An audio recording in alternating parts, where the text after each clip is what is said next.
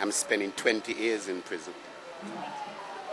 In life on a whole, not just to the youths, but to everyone, I find sin is the problem, and sin directs us into all other avenues of evil on earth. So the youths, them need to be grafted into a righteous path of life. I made a choice to drink and to smoke, and suddenly I get intoxicated and found myself in the wrong place doing the wrong thing at the wrong time. So it's not a matter of anyone who caused me to be here, but myself, my choices that I made in life. That religious influence seemed to not only act as a motivator, but in some ways it acts as a sort of inhibitor.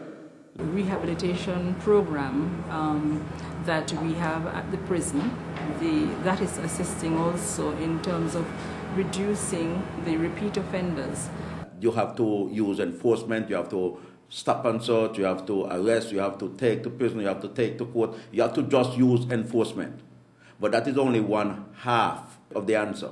The other half is that you have to use coercive measures. You have to be able to reach out to the community and to these young persons who are getting themselves in trouble and help to guide them along the right road. We have recently, about a year ago, formed a police boys club in the Federation. As long as I gave an instruction and you fail to follow that instruction, you're out. I don't want any cheating. We do all kind of different activities, but our main focus is to educate the kids about what is going on in the community today. We also engage the kids in other sporting activities. From time to time, we go fishing, we go camping. You know what I mean? Because you have to make the kids feel comfortable and enjoy themselves. Initially, we used to go out and try to recruit kids, but as the word got out, parents realized what we've been doing, and it's a good program, and they've been sending the kids. I feel safe leaving him here. He's in good hands where he at. My dreams for the future is for my children to come better off than me.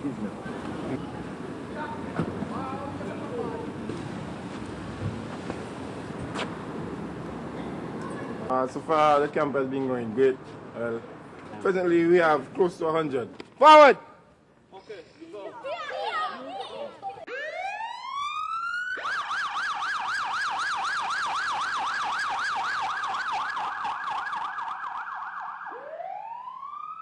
I'm particularly pleased to be head of the St. Kitts Nevis Fire and Rescue Services. This morning what we have is our first assembling of a number of young people in the Federation of St. Kitts Nevis. This has been my dream over the years.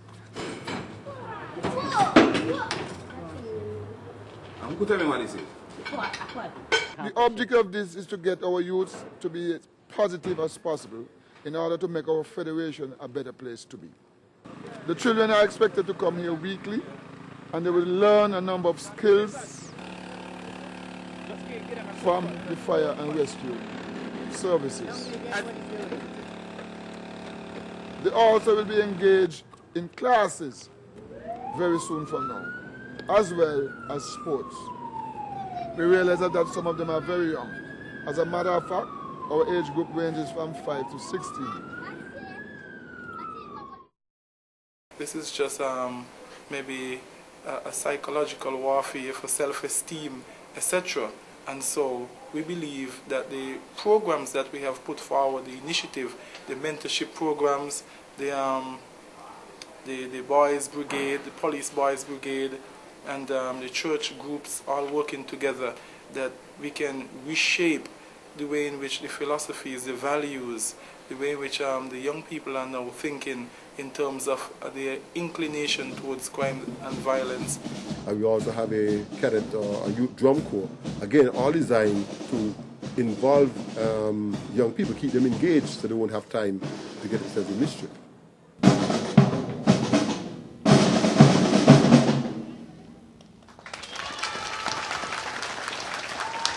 The Minute School program is ongoing. That too is also working well, where it's operating on the basis of a mentorship program, where upstanding men and women also in our society can actually interact with the young people in schools. The last field trip, we took the kids over to the Orton Farms and that's in the Foy's area. We went to the top of the hill and we visited all the separate farms, small farms, and we instructed the students on various crops and wild bushes around, stuff that we can use for like herbal remedies and so forth. We looked at some of the animals. While we were there, we had them on a strict regiment in terms of the buddy system. Mr. David, he's a martial arts instructor, and so he also gave them a small demonstration. Good. So if you want to learn Taekwondo, you have to do what? So 1, 2, 3, 4, 5. Good. Presently we're having a Central Bastille community camp, right, in order to get a change in the youth of our community, right? And we're trying to teach the kids about values, right, and how to make a change in their life, and how to make positive decisions while they're young. This camp is a camp organized by Marcella Liburd from Central Bastille. We are called Central Bastille Future Leaders Summer Camp 2008. It's about providing the children with the tools to help them to become better citizens, not only for their communities but for the country on a whole. The parents are ecstatic. They're so happy to have them in something positive and not just home idle. Police officers come in to tell them about why they shouldn't be involved in gangs and drugs and crime. We have a program by the name of the Circle of Peace Youth Program that we goes around and help the children who are in need of help, keeping away from crime and also gangs. We went right around the island to different villages, and the children respond to it very good. And when you tell them what prison is all about, they say like this: we don't want to go there. Because I used to be a prison officer for 20 years, and to watch those children come in and out, young teenagers, it wasn't looking good. So that's why I come up with this program. But I usually say like this: all the two things I can get out of the gangs is hospital, jail, and cemetery.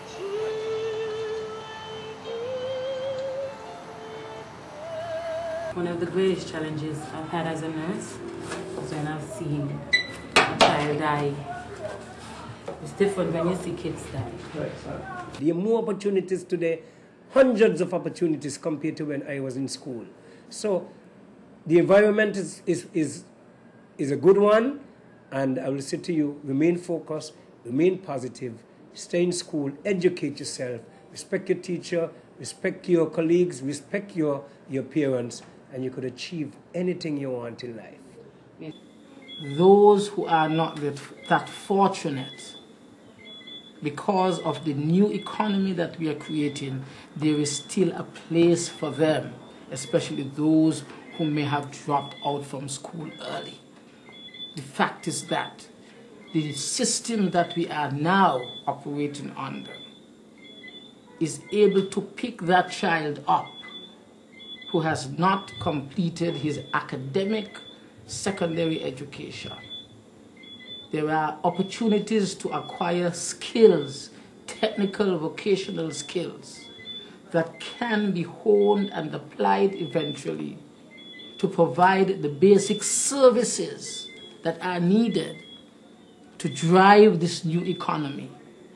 And therefore, they have a place and they have opportunities compared with their own peers who may have had more academic beginnings than them in their earlier secondary school. Our institution basically is set up or designed to respond to the ever crying needs of our youth, in the sense where they have left school and a lot of them don't have the necessary skills.